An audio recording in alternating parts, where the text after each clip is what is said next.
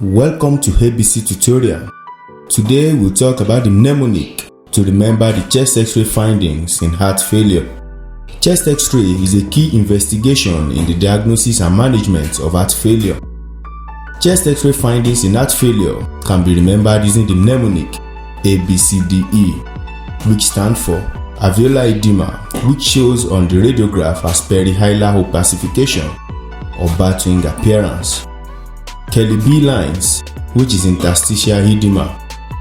Cardiomegaly, when the cardiothoracic ratio is greater than 50%. Dilated upper lobe vessels.